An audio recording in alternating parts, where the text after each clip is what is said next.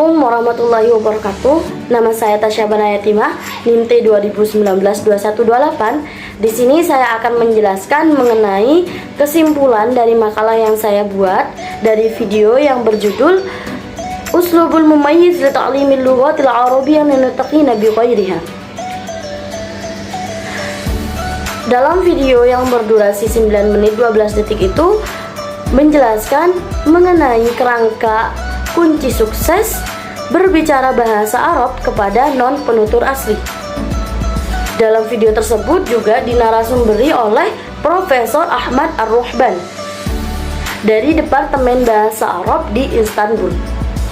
Profesor Ahmad Ar-Ruhban ini menjelaskan dalam video tersebut bahwasannya ide untuk membuat kerangka acuan sukses, kunci sukses berbicara bahasa Arab kepada non-penutur asli ini dimulai sejak tahun meningkatnya permintaan belajar dan mengajar bahasa Arab di lingkungan Turki. Karena wajar saja bahasa Arab ini global, artinya meluas di lingkungan Turki dan lingkungan-lingkungan yang lainnya. Dalam video tersebut, Profesor Ahmad Ar-Ruhban ini juga menjelaskan bahwasannya beliau telah menyelesaikan 9 buku dalam 5 tingkat dasar yang dimulai dari A1 dan A2, di mana semua tingkatan ini diperuntukkan untuk peserta didik yang umurnya kurang lebih dari umur 15 tahun. Jadi kalau kurang lebih dari umur 15 tahun itu berarti sampai SMP ya, atau sampai tingkat menengah, sampai tingkat pertama gitu. Karena pada buku yang diselesaikan oleh Dr. Ar-Ruhban ini tingkatannya hanya untuk anak usia 15 tahun, berarti untuk ke jenjang selanjutnya mungkin masih belum ada. Nah, dalam video tersebut Profesor Ahmad Ar-Ruhban ini juga menjelaskan bahwasannya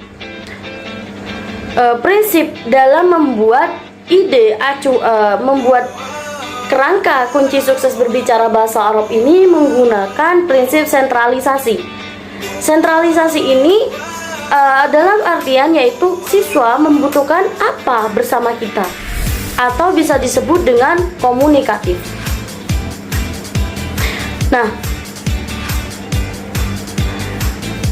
dalam tingkatan A1 dan A2 ini terdapat pemahaman dasar yang berada pada kerangka acuan bahasa Arab.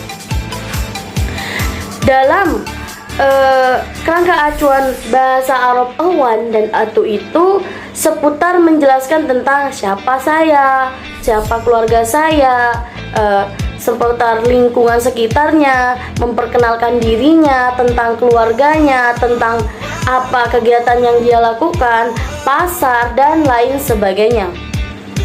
Jadi Profesor Ahmad Ar-Ruhban ini memang mengkhususkan pada tingkatan A1 dan A2 ini hanya untuk seputar memperkenalkan lingkungan di sekitarnya.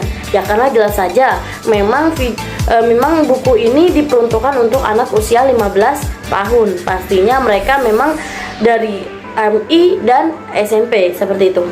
Profesor Ar-Ruhban menjelaskan bahwasanya di tingkat B ini rangkaiannya tersusun dari 2 bagian, yaitu bagian B1 dan B2 dengan memperluas lingkaran dan dalam mata pelajaran keakraban. Jadi dalam kerangka acuan B1 dan B2 ini siswa itu sudah bukan lagi mengenal tentang dirinya, tapi sudah lebih luas dari sebelumnya, karena yang di A1 dan A2 ini kan menjelaskan tentang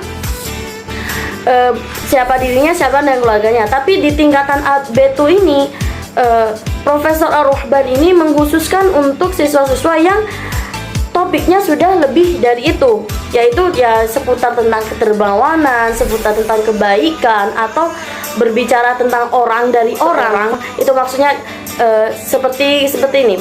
Misal ada si A bicara seperti ini, lalu saya menyampaikan kepada orang lain seperti ini.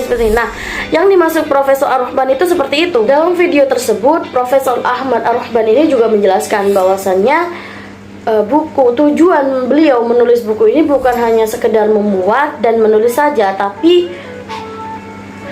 Profesor membuat buku ini bertujuan untuk pendidikan yang ditempuh secara jarak jauh atau seperti halnya daring. Nah, seperti itu. Karena buku ini dibuat untuk menjawab dan memberikan solusi kepada guru-guru di negaranya untuk diterapkan kepada peserta didiknya.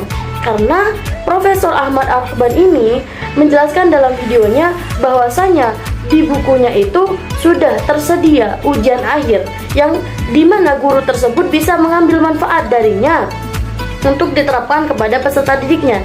Selain itu, Profesor Ahmad Ar-Ruhban juga menyediakan tes keterampilan di mana hal tersebut bisa mengembangkan potensi peserta didiknya, seperti itu.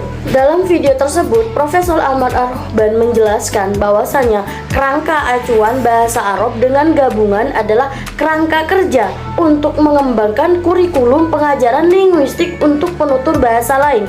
Jadi, Profesor Ahmad Ar-Ruhban ini membuat buku yang diperuntukkan untuk pengembangan pengajaran linguistik kepada non-penutur asli, seperti itu.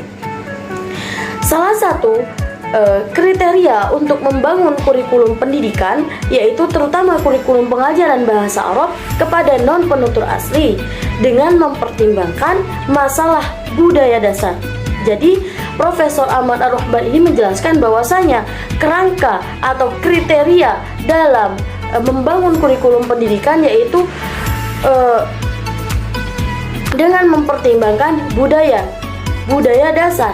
Nah, ketika menulis buku pendidikan yang mencangkup kerangka ini, kita harus melihat transfer motif budaya atau majalah budaya ketika kita memiliki budaya ilmiah dan budaya Islam adalah budaya kita. Makanya dalam video tersebut atau dalam kehidupan Profesor Ahmad Ar-Ruhban ini membuat buku yang dimana dalam buku tersebut menjelaskan bagaimana cara kunci sukses berbicara bahasa Arab kepada non-penutur asli yang memang pada waktu itu budayanya adalah budaya Islam dengan berbahasa Arab.